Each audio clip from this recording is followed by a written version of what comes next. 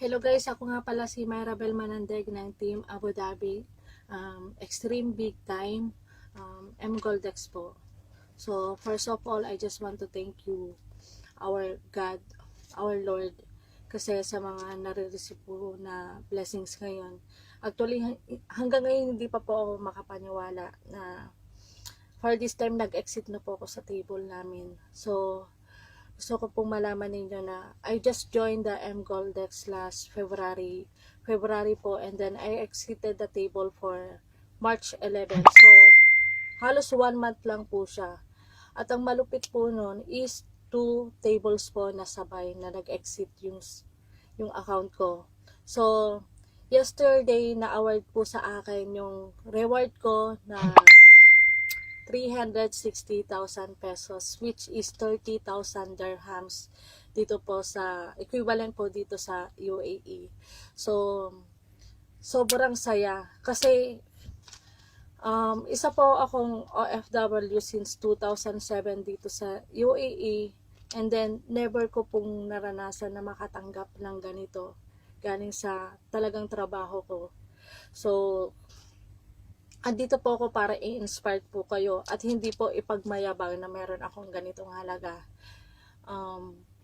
Unang-una po kasi hindi naman po talaga ako sumasali sa mga ganito.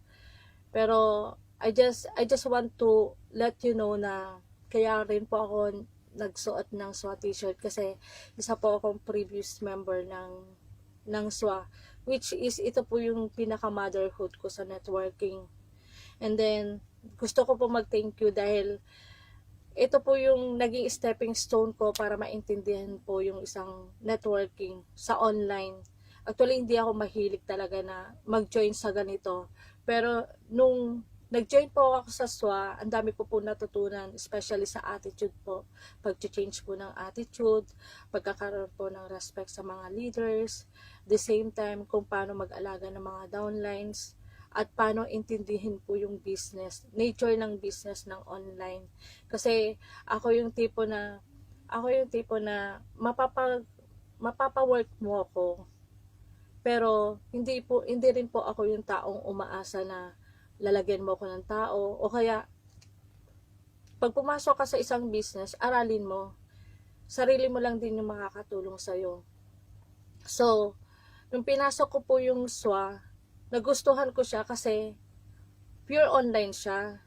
So, hindi kasi ako yung tipong taong magbebenta ng product sa labas, magbebenta at saka maniningil, magpapautang. Hindi ko po gusto yung hindi po yun yung nature na gusto ko. So after ng SWA, umabot po yata ako ng 1.5 years sa paglilingkod dito sa SWA. And then, marami po ako na-meet, marami po ako natutunan. And then, I value all of that. Kasi, isa rin po yung SWA na nagpa-kompleto po ng pagkatao ko. Kasi, unang-una, doon ko po natutunan na kung paano magpahalaga sa mga naipon, sa mga pera na nilalagak nila. At the same time, matututo ka na intindihin mo yung sitwasyon ng isang member mo, o kaya yung magpahalaga sa pangarap na gusto nilang matupad. And then hindi naman po natigil yun.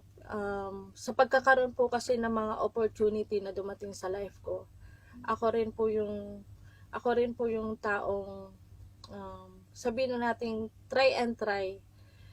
O nandun na po ako na sinasabi po nila na wala po nagiging successful sa pagwawalang focus. Aminado po ako kasi isa rin po ako sa nakatry ng mga networking na nadapa. How many times din po ako nadapa. Pero ito po yung masasabi ko, hindi po ako nag-give up.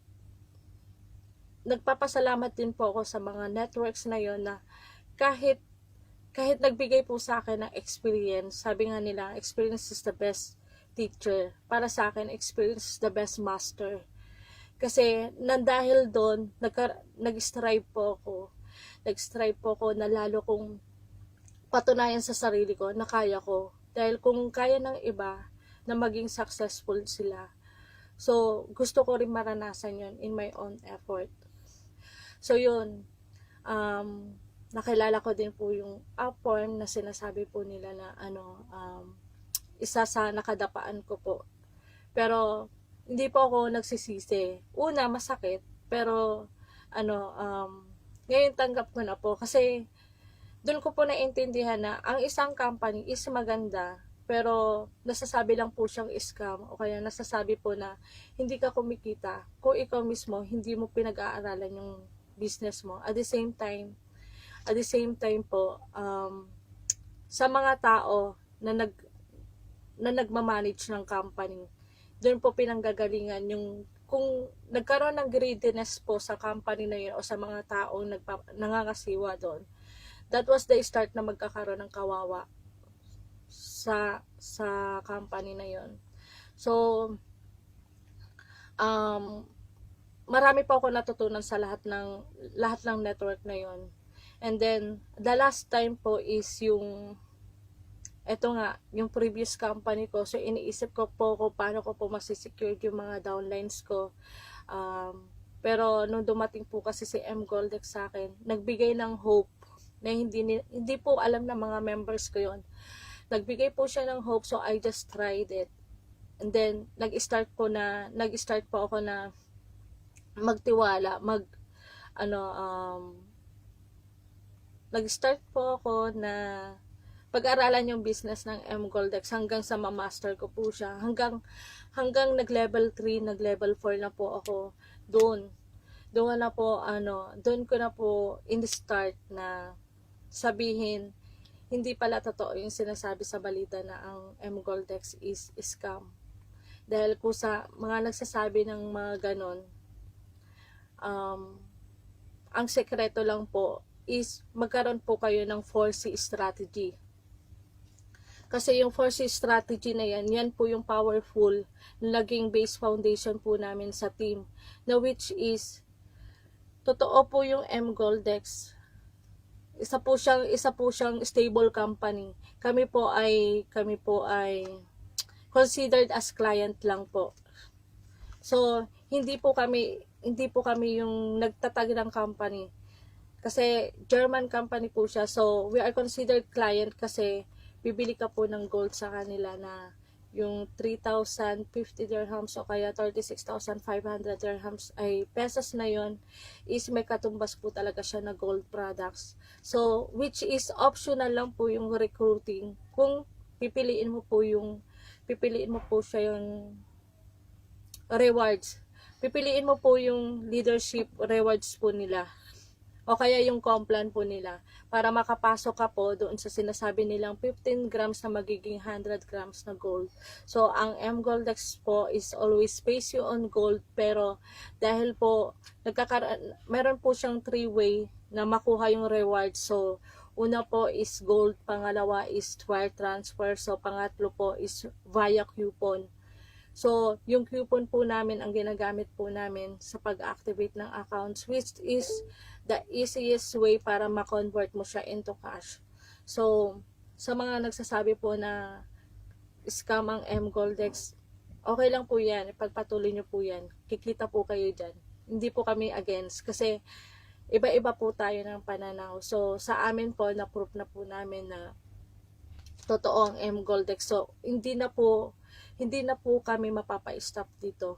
Kumbaga, lalo pong kakalat ito dahil alam po namin na isang way po para mapatupad yung pangarap namin. Actually, sa team po namin, meron po kaming project na Project Come Home OFW, which is marami na po nagpatunay sa group namin, sa team po namin, na marami na po OFW na napauwi. Dahil saan ka po makakakita ng 36,500, kikita ka po ng paulit-ulit na 180,000, which is dito lang po talaga namin naranasan to. So, I just wanna thank you po sa lahat ng team na bumubuo ng Team Abu Dhabi, Team Extreme Big Time, na ipagpatuloy nyo po kung ano po yung nasimulan ninyo. So, ito po yung masasabi ko. Kung naumpisahan mo po ng tama ang discussion, tamang pagpapaliwanag tungkol sa business mo, matatapos din po siya ng tama. So kung yung nangyari po sa akin na naranasan ko dito, mangyayari din sa'yo dahil ang sikreto lang nito is duplication.